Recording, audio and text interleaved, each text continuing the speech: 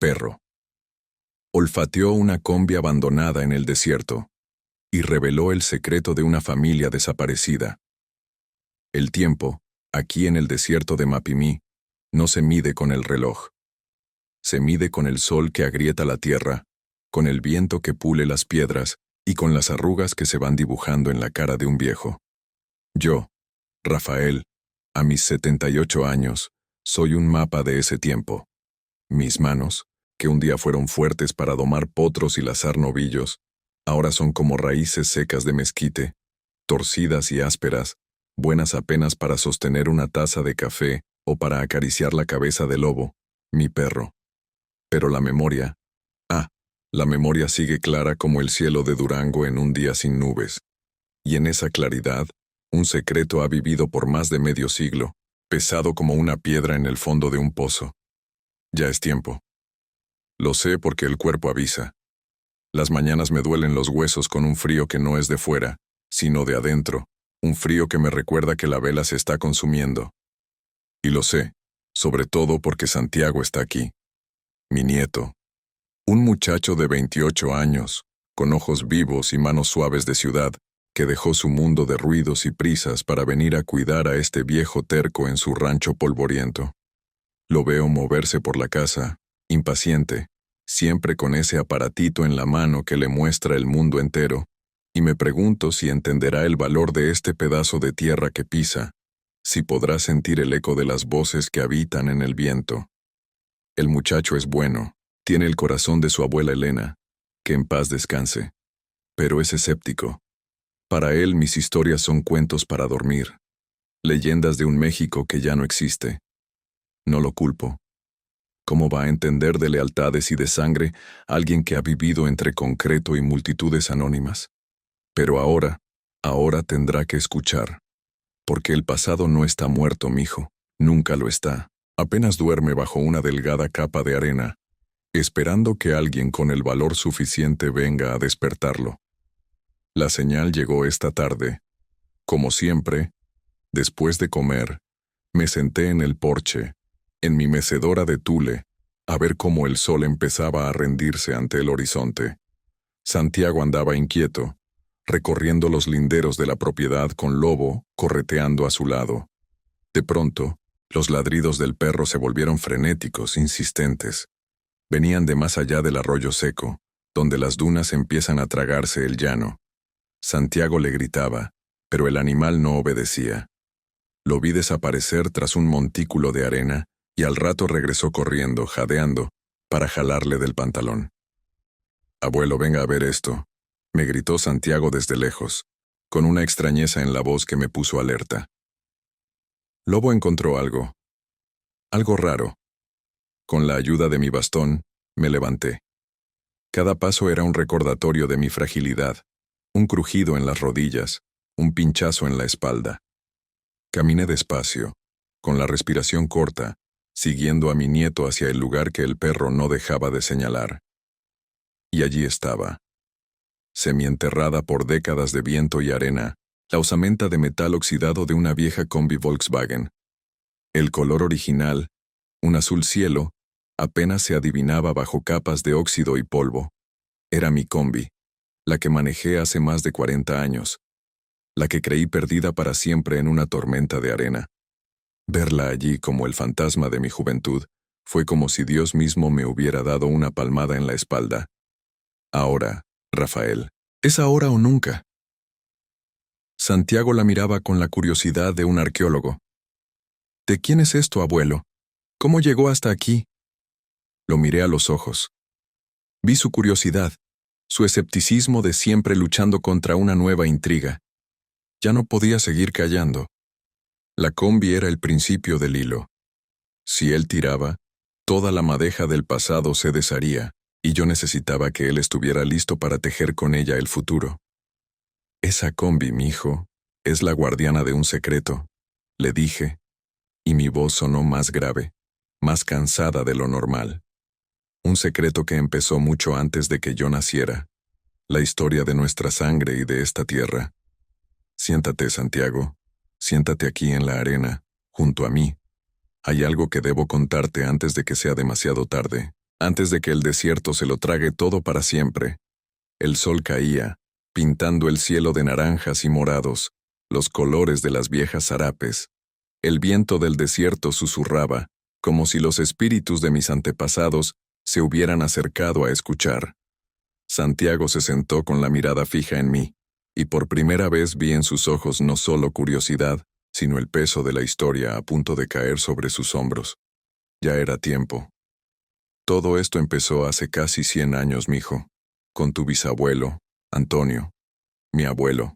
Comencé, y las palabras salieron como un río contenido por una presa que por fin se rompe. No era la época de las camionetas ni de los celulares. Era el tiempo de la revolución. Un tiempo de pólvora, de caballos y de hombres que valían por su palabra y su lealtad. Mi abuelo Antonio era uno de esos hombres. Un ranchero respetado, dueño de estas tierras y de muchas más que se pierden de vista hacia el cerro. Pero no era solo un ranchero, era un hombre de ideas.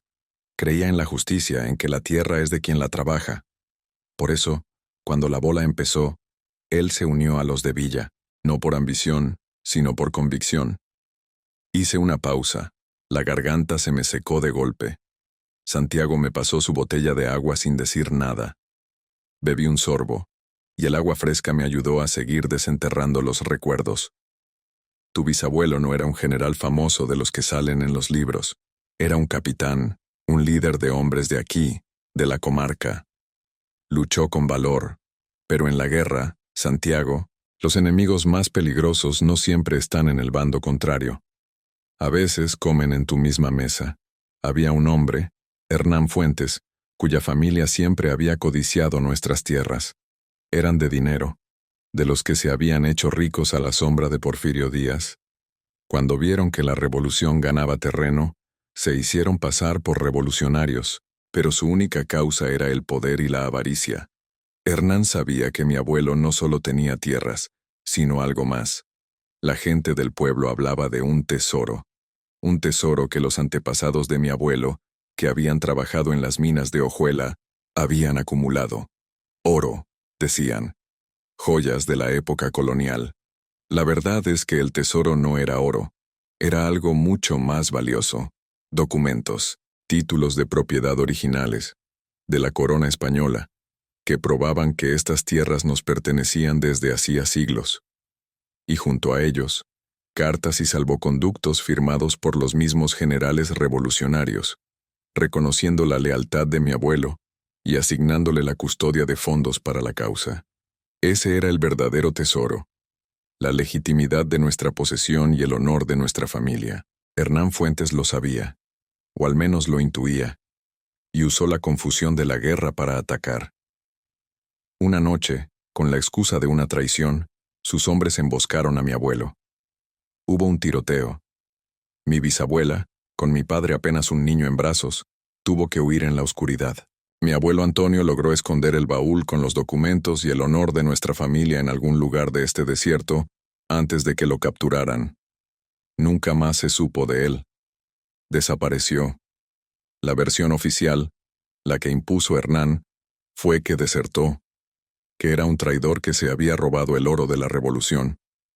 Santiago me escuchaba en silencio. Su cara era una mezcla de asombro y duda. Podía ver las preguntas formándose en su mente. ¿Y qué pasó con las tierras? ¿Con Hernán Fuentes? Fuentes se quedó con casi todo. Se convirtió en un cacique poderoso. A mi abuela y a mi padre les dejó solo este pedazo de rancho, el más pobre, el más seco, como un insulto, para que vieran todos los días lo que habían perdido. Mi padre creció con la mancha de la traición sobre su apellido. Pasó toda su vida tratando de limpiar el nombre de su padre, buscando ese baúl, pero nunca encontró nada. Murió con esa pena en el corazón, pidiéndome en su lecho de muerte que nunca dejara de buscar, que no permitiera que la mentira de los Fuentes se convirtiera en la verdad. Mi voz se quebró. Recordar a mi padre, su rostro cansado, sus manos encallecidas de tanto trabajar una tierra que no le daba casi nada, su mirada triste, el dolor seguía fresco, como si hubiera sido ayer.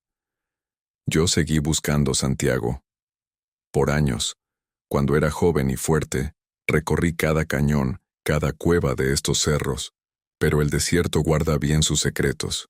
Un día, hace como 40 años, encontré una pista, una vieja carta de mi abuelo a un compadre, donde mencionaba un lugar cerca de donde el sol se acuesta detrás de la roca con cara de viejo. Y describía un mapa. Creí haber encontrado el lugar. Cargué palas y picos en esa combi que ves ahí y me adentré en las dunas. Pero se desató una tormenta de arena de esas que ciegan y borran el mundo. La combi se atascó. El motor murió. Tuve que abandonarla y caminar por horas para salvar la vida. Cuando volví días después la combi había desaparecido, tragada por la arena, y con ella mi última esperanza. Señalé la combi oxidada. Nunca pensé que volvería a verla. El viento que la enterró es el mismo viento que ahora la descubre. Es una señal, mijo. Una señal de que la verdad quiere salir a la luz. Santiago se levantó y caminó alrededor de la carcacha. Se agachó, tocó el metal corroído. ¿Y por qué ahora, abuelo? ¿Por qué contármelo justo ahora? Porque ya no tengo tiempo, y porque el enemigo ha vuelto, le respondí, y el rencor endureció mi voz. ¿Has visto a esos hombres en camionetas nuevas que rondan por el camino? Es gente de don Emiliano, Emiliano Aldama, el nieto de Hernán Fuentes, un empresario de la ciudad que quiere comprar todo esto. Dice que para un proyecto turístico, para explotar el desierto. Explotar, como si la tierra no tuviera memoria. Me ha mandado ofertas, abogados, amenazas veladas. Él no sabe del tesoro, pero quiere la tierra, la última que nos queda. Y si él la consigue, cavará, construirá y borrará para siempre cualquier rastro de mi abuelo, cualquier posibilidad de limpiar nuestro nombre. La historia de los Fuentes, la de los traidores, será la única que quede. Y yo no puedo morir sabiendo eso. Me le quedé viendo fijamente, tratando de que entendiera la urgencia, el peso de 100 años de injusticia. Por eso te lo cuento a ti. Porque llevas la misma sangre. Porque a pesar de tus modos de la ciudad, sé que tienes el corazón en su sitio. Esta carga es muy pesada para un viejo Santiago, pero quizás no lo sea para los dos juntos. Necesito tus ojos, tus piernas, tu fuerza. Necesito que me creas. Saqué del bolsillo de mi camisa un pequeño objeto envuelto en un pañuelo gastado. Lo desenvolví con manos temblorosas. Era una vieja llave de latón, ennegrecida por el tiempo, con un diseño intrincado en la cabeza. Esta llave la llevaba mi padre en el cuello cuando murió. Me dijo que era la llave del baúl. Es lo único que nos queda, el principio. Lo demás, tenemos que encontrarlo. Santiago tomó la llave, la sopesó en la palma de su mano. Era un objeto real, tangible. Ya no era solo un cuento de viejos. Era una promesa, una misión. Sus ojos se encontraron con los míos sobre el desierto teñido de púrpura, y en su mirada vi que la duda empezaba a ceder, reemplazada por una chispa de determinación. «De acuerdo, abuelo», dijo, y su voz sonó firme. «De acuerdo, vamos a encontrarlo. Dime por dónde empezamos». Sentí un alivio tan grande que las piernas me flaquearon. Me apoyé en mi bastón, pero también en la nueva fortaleza de mi nieto. La noche caía sobre el desierto de Mapimí, pero para nosotros, después de un siglo de oscuridad, una pequeña luz comenzaba a encenderse. Al día siguiente, el sol apenas despuntaba sobre el cerro de la India, cuando ya estábamos en pie. El aire de la mañana era fresco y olía a tierra mojada por el sereno. Mientras Santiago preparaba un café de olla, fuerte y dulce como le gusta a él, yo me quedé en el porche mirando el establo. Era una construcción vieja, de adobes y vigas de madera que mi padre había levantado con sus propias manos. Tantos años de verlo, de entrar y salir, y nunca se me ocurrió que la respuesta podía estar ahí, justo debajo de mis narices. «La carta de mi abuelo», le dije a Santiago cuando me trajo la taza humeante, la que encontré de joven. Mencionaba un mapa. Decía algo como: «El camino está dibujado en la piel que me protegió en la sierra». Por años pensé que se refería a una piel de animal, un cuero. Busqué en todos los baúles viejos, en los harapes. Nunca encontré nada. «¿La piel que lo protegió?», repitió Santiago, frunciendo el ceño. Podría ser cualquier cosa. Una chamarra, las botas, o la silla de montar, dije, y el recuerdo me golpeó como un rayo. Me levanté tan rápido como mis viejas articulaciones me lo permitieron. Claro, la montura. Mi abuelo era un hombre de a caballo. Su silla era su trono, su cama, su escudo. Tiene que estar ahí. La silla de mi padre, que era la de mi abuelo Antonio. Fuimos al establo. El olor a paja seca, a cuero viejo y a polvo de décadas nos recibió como una bocanada del pasado. La luz se colaba por las rendijas del techo, dibujando rayas doradas en la penumbra. En una esquina, cubierta por una lona polvorienta, estaba la vieja montura. No era una silla de gala, sino de trabajo, gastada por el uso, el cuero reseco y cuarteado como la tierra en tiempo de secas. Santiago quitó la lona, levantando una nube de polvo que nos hizo toser. Con cuidado, la pusimos sobre un viejo barril. La examiné con una minuciosidad que nunca antes había tenido. Mis dedos recorrieron cada costura, cada remache. No se veía nada fuera de lo normal. La frustración comenzaba a asomarse. A lo mejor te equivocaste, abuelo. No, no. La paciencia, mijo. La paciencia es la virtud de los hombres del desierto. Mírale bien. Un mapa no tiene por qué estar a la vista. Tiene que estar oculto. Santiago, con sus ojos jóvenes, empezó a revisarla también. Pasó sus manos por debajo de los faldones, por el asiento. De pronto, se detuvo. Aquí, murmuró. Se siente algo. Un bulto. La costura es diferente. Con la punta de una navaja que siempre cargo, empecé a deshacer con cuidado el viejo hilo encerado en el lugar que Santiago me señaló, justo debajo del asiento, en una parte que quedaría pegada al lomo del caballo. El cuero estaba duro. Me costó trabajo, mis dedos torpes no me ayudaban. Santiago tomó la navaja. Permíteme, abuelo. Con la destreza de su generación, acostumbrada a trabajos de precisión con aparatos pequeños, cortó el hilo sin dañar el cuero. Metió los dedos en la abertura y sacó un pedazo de tela doblado, amarillento por el tiempo. Lo desdoblamos con un cuidado casi religioso sobre la tapa del barril. Era un mapa, dibujado a mano con tinta que se había desvaído a un color sepia, sobre un trozo de lienzo. No era un mapa geográfico preciso, sino un mapa de referencias, de los que se hacen con la memoria de la tierra. Se veían los cerros, el arroyo seco, y varios símbolos. Una cruz, que seguramente era la iglesia del pueblo. Un nopal con 3 brazos, y una figura que se parecía a una roca con un perfil humano. La cara del viejo. Desde ahí, una línea punteada se adentraba en el desierto hasta una X marcada junto a un dibujo de 3 mezquites juntos. Donde duerme el honor de la familia, bajo la sombra de los 3 hermanos. Leyó Santiago en voz alta la frase escrita con una caligrafía elegante pero temblorosa en la parte inferior del mapa. Una emoción inmensa me recorrió el cuerpo. Era real. 100 años después, la voz de mi abuelo Antonio nos hablaba a través de ese pedazo de tela. Lo había logrado. Había dejado una guía para nosotros. Los 3 mezquites, dije tratando de hacer memoria. Sé dónde pueden estar. Hay una zona a unos kilómetros de aquí donde crecen juntos. Es raro verlos así. Pero para estar seguros, necesitamos más. El mapa es una parte. La historia oral es otra. Pero necesitamos algo oficial. Algo que nos conecte con la iglesia. La gente de antes confiaba en los curas más que en el gobierno. ¿La iglesia de San Pedro en el pueblo?, preguntó Santiago. La misma. El padre Luis es un hombre bueno, y más viejo que yo. Su familia ha estado en Mapimí desde siempre. Él es el guardián de la memoria del pueblo, no solo de sus pecados. Quizás en los archivos de la parroquia haya algo, una carta, un registro, algo que los Fuentes no pudieron quemar. Vamos, el viaje al pueblo fue un viaje en el tiempo.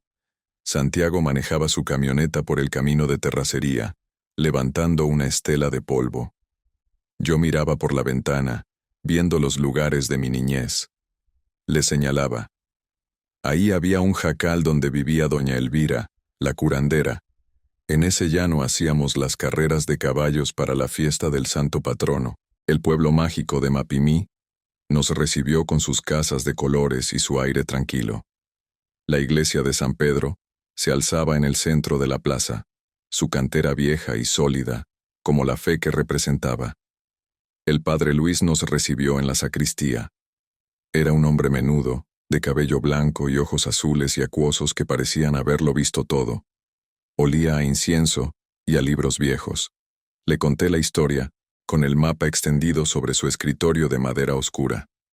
Escuchó con atención, asintiendo de vez en cuando, sin mostrar sorpresa. La historia de tu abuelo Antonio, dijo cuando terminé. Su voz era un susurro suave. Sí, la he oído. Mi abuelo se la contaba a mi padre. Una historia de traición. La familia Fuentes siempre ha sido como una sombra sobre este pueblo, don Rafael. Poderosa, pero oscura. Se levantó y caminó hacia un enorme armario de madera tallada. Sacó un manojo de llaves y abrió una puerta que rechinó por la falta de uso.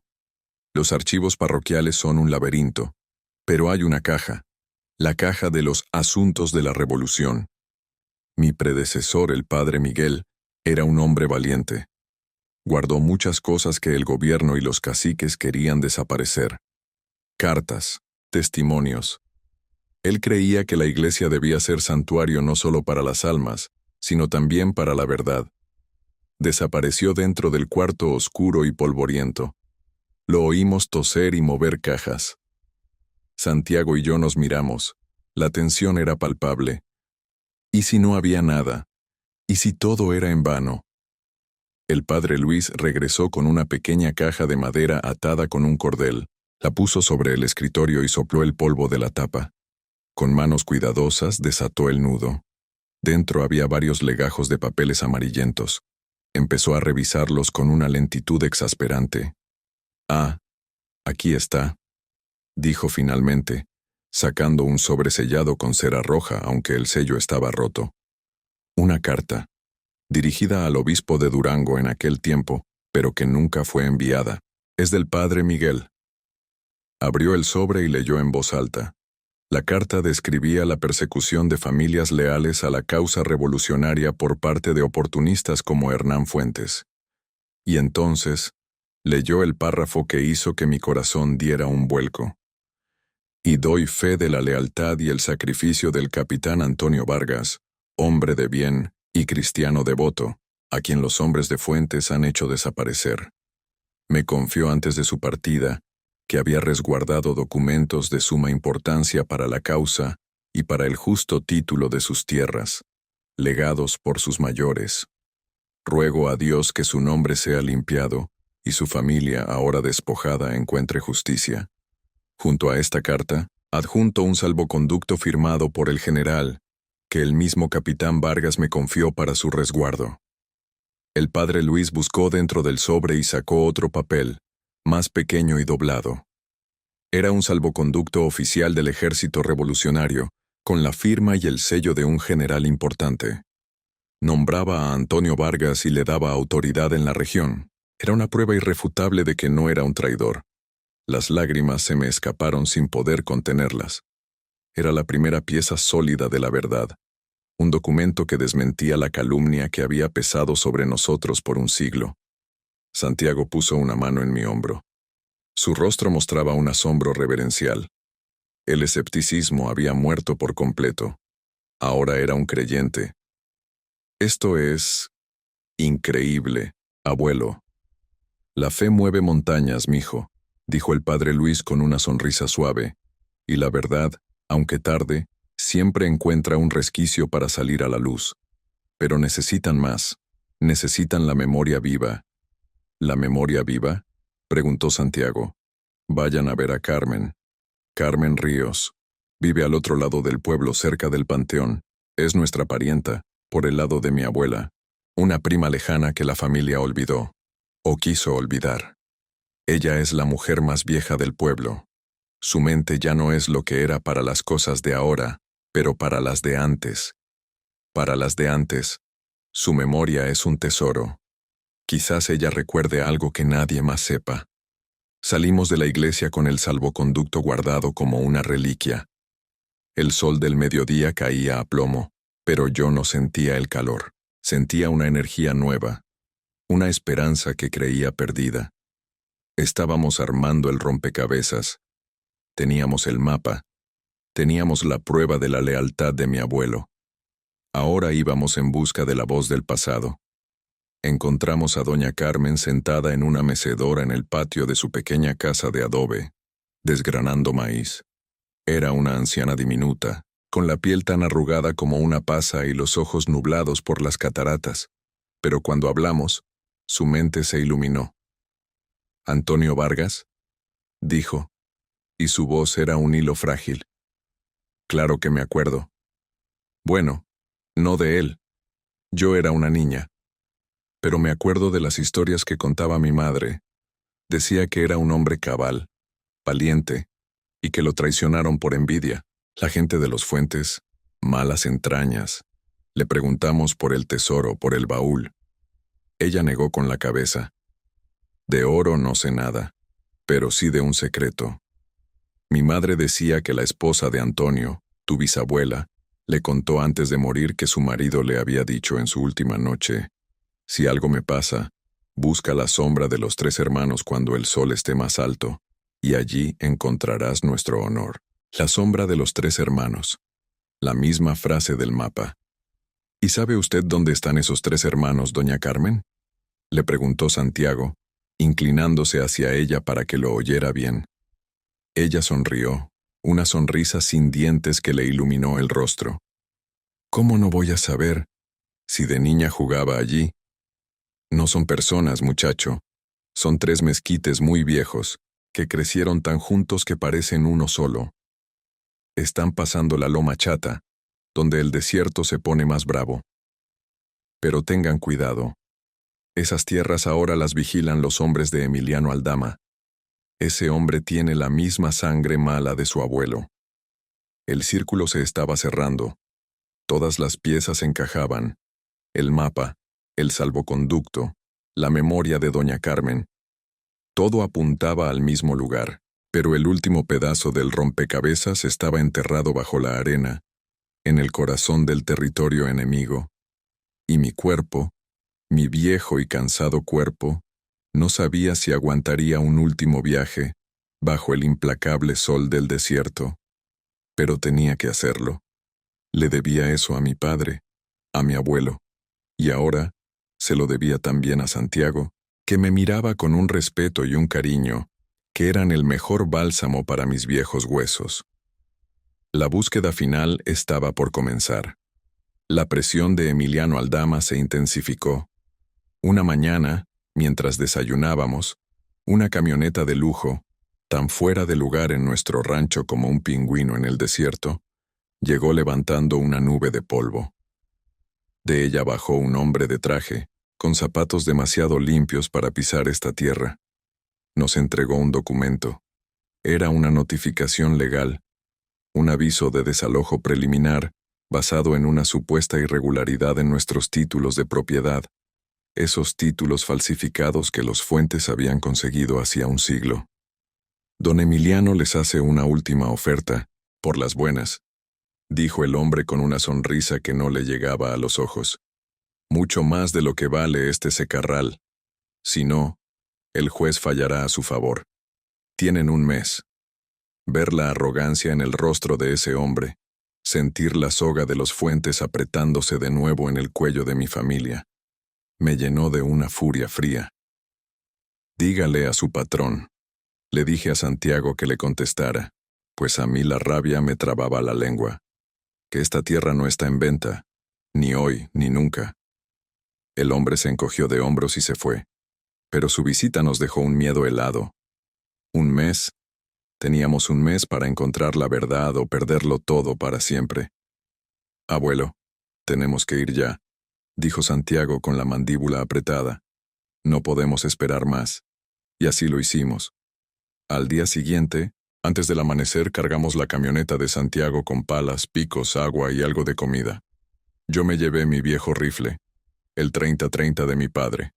no por buscar pleito, sino porque en el desierto más vale estar preparado. El padre Luis y doña Carmen nos despidieron con una bendición. Vayan con Dios y que la justicia los acompañe, nos dijeron. El viaje fue duro. Tuvimos que dejar la camioneta en el camino y seguir a pie. Cada paso en la arena suelta era un esfuerzo para mí. El sol, aún bajo, ya empezaba a calentar.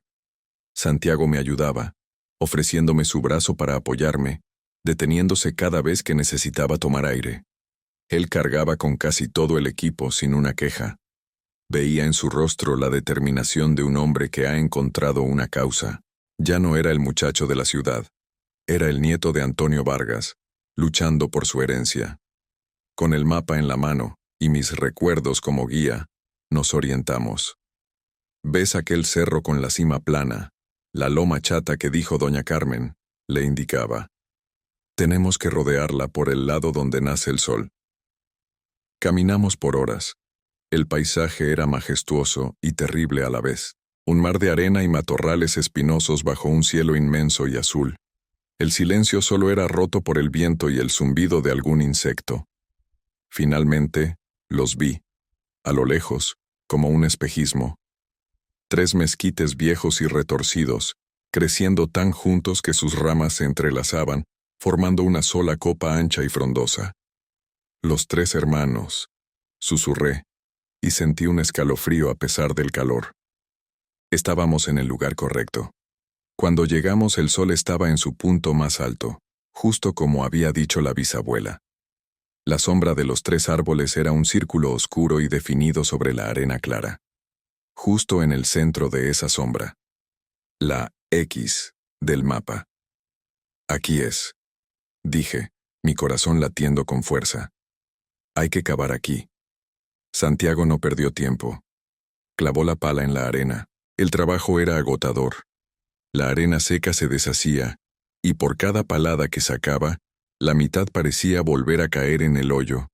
Yo me senté a la sombra, vigilando, mi cuerpo inútil para el esfuerzo físico, pero mi espíritu empujando cada palada junto a él. Pasó 1 hora, luego 2. El sudor empapaba la camisa de Santiago. Sus brazos estaban cubiertos de polvo. El hoyo ya era profundo, pero no había nada. La duda empezó a carcomerme. ¿Y si nos habíamos equivocado? ¿Y si el baúl se había podrido, o alguien lo había encontrado hace años? Miré a Santiago. Su respiración era un jadeo, pero no se detenía. Su fe era más fuerte que mi duda. Y entonces, el sonido. Un clank metálico. La punta de la pala había golpeado algo duro. ¡Abuelo!, gritó Santiago, con la voz llena de emoción y agotamiento. «Aquí hay algo». Se arrodilló y empezó a cavar con las manos frenético, como un perro desenterrando un hueso. Yo me acerqué, arrastrando los pies, mi corazón a punto de salirse del pecho. Poco a poco, la forma de un viejo baúl de metal, oxidado y abollado, empezó a emerger de la arena. Era él. Después de 100 años, el honor de mi familia volvía a ver la luz del sol. Entre los dos, con un último esfuerzo que me dejó sin aliento, logramos sacarlo del hoyo. Era pesado. Tenía 2 cerrojos gruesos, comidos por el óxido. «La llave», dijo Santiago jadeando. Saqué la vieja llave de latón de mi bolsillo. Mis manos temblaban tanto que no podía atinar a meterla en la cerradura. Santiago tomó la llave, la limpió con su camisa y con cuidado la introdujo en uno de los cerrojos. Giró. Un chasquido ronco y oxidado rompió el silencio del desierto. Repitió la operación con el otro cerrojo. Otro chasquido. Santiago levantó la pesada tapa. Ambos nos asomamos, conteniendo la respiración. No había oro ni joyas. Había legajos de papeles, envueltos en tela encerada para protegerlos de la humedad. Había un par de fotografías en blanco y negro, de esas que se hacían en placas de vidrio. Y en el centro, sobre un trozo de terciopelo descolorido, descansaba un medallón de plata maciza. Con un cuidado infinito, Santiago sacó los paquetes. Desenrollamos la tela encerada.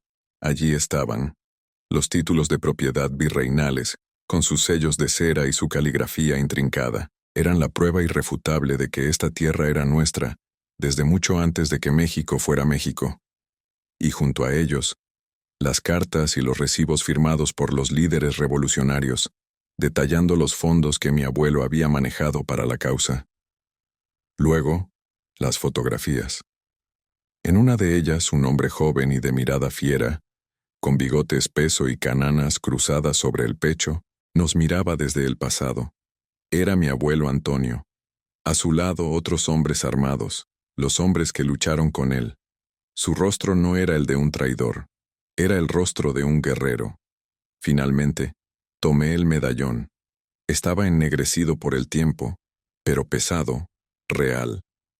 En una cara, tenía grabado el escudo nacional con el águila. En la otra, un lema, tierra y libertad, y debajo, el nombre Capitán Antonio Vargas y el año 1914. No era una joya, era una medalla al valor, un reconocimiento de sus hermanos de armas, el tesoro.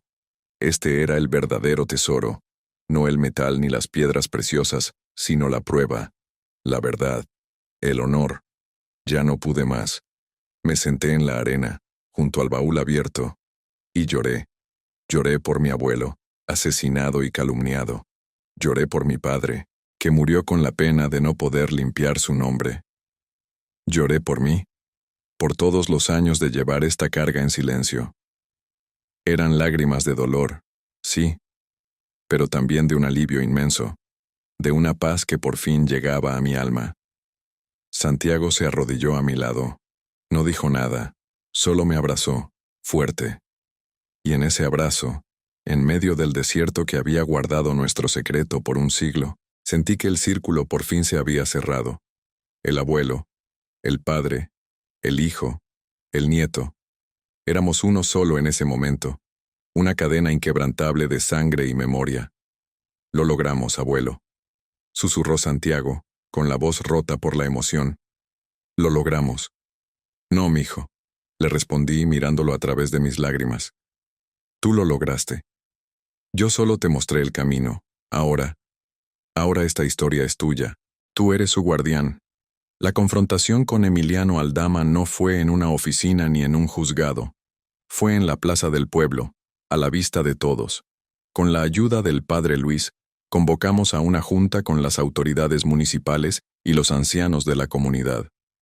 Aldama llegó en su camioneta lujosa, con su abogado, seguro de su victoria.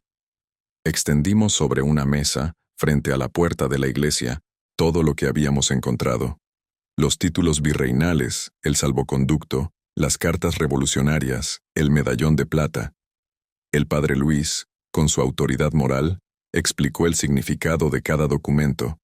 Doña Carmen, con su memoria prodigiosa, contó la historia de la traición de los Fuentes, una historia que muchos en el pueblo habían oído susurrar a sus abuelos. Emiliano Aldama palideció. Su abogado intentó desacreditar las pruebas, llamándolas falsificaciones, cuentos de viejos. Pero la evidencia era abrumadora. El sello del general en el salvoconducto, la autenticidad del papel de los títulos, verificada por un historiador que el padre Luis contactó, y sobre todo, el peso de la verdad oral, la memoria colectiva del pueblo que por fin se atrevía a hablar. Cuando el presidente municipal, un hombre honesto, declaró que los documentos serían enviados a la capital para su validación oficial y que cualquier acción legal contra nuestra propiedad quedaba suspendida, la gente en la plaza aplaudió. Aldama, derrotado, humillado no por la ley de los hombres sino por la justicia de la historia, se retiró sin decir una palabra. Vimos su camioneta alejarse por el camino, levantando un polvo de vergüenza. La sombra de los Fuentes sobre Mapimí por fin se había disipado. Esa noche, el rancho se sentía diferente. El aire parecía más ligero, el silencio más apacible. Santiago y yo estábamos sentados en el porche, en mi vieja mecedora y en una silla que él sacó. No hablábamos mucho, no hacía falta. El silencio entre nosotros estaba lleno de todo lo que habíamos vivido. ¿Qué vas a hacer ahora, mijo?, le pregunté, rompiendo el silencio. Él tardó en responder. Miraba las estrellas, que en el desierto brillan con una intensidad que apabulla. No voy a volver a la ciudad, abuelo. No por ahora. Este es mi lugar. Aquí está mi historia. Quiero aprender. Quiero que me enseñes a cuidar la tierra, a entender sus secretos como tú. Quiero que este rancho vuelva a ser lo que era. Sus palabras fueron el regalo más grande que la vida me ha dado. Verlo ahí, no como el muchacho que vino a cuidar a un viejo enfermo, sino como el hombre que había encontrado sus raíces y estaba dispuesto a hacerlas florecer, me llenó de una paz indescriptible. La misión de mi padre, y la de mi abuelo antes que él, estaba cumplida. El legado estaba a salvo. La tierra es celosa, Santiago, le dije. Mi voz ya era apenas un susurro cansado. Pide mucho. Pide sudor, paciencia, respeto. Pero si se lo das, te devuelve todo con creces. No solo maíz y frijol. Te devuelve la dignidad. Te recuerda cada día quién eres y de dónde vienes. Me levanté con esfuerzo y entré a la casa. Regresé con el medallón de plata de mi abuelo Antonio en la mano. Se lo puse en el cuello a Santiago. Esto te pertenece. Es el símbolo de nuestro honor. Llévalo con orgullo, pero también con humildad. Recuerda el sacrificio que representa. Ahora tú eres el guardián de la tierra y de la memoria. Él tomó el medallón entre sus dedos, sintiendo su peso. Asintió, con los ojos brillantes de emoción. Lo seré, abuelo. Te lo prometo. Me volví a sentar en mi mecedora. El cuerpo me pesaba, un cansancio dulce y profundo se apoderaba de mí. Cerré los ojos y escuché el canto de los grillos, el murmullo del viento en los mezquites. Sentí la presencia de mi padre a mi lado, y la de mi abuelo Antonio. Podía imaginarlos sonriendo, asintiendo. La deuda estaba saldada, la historia había encontrado su cauce.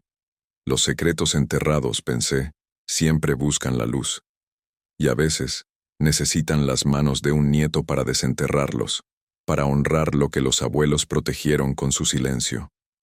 Aquí, en este rincón del mundo donde la tierra y la sangre nunca se olvidan, mi viaje llegaba a su fin. Pero el de mi familia, el de Santiago, apenas comenzaba. Y yo, por fin, podía descansar en paz.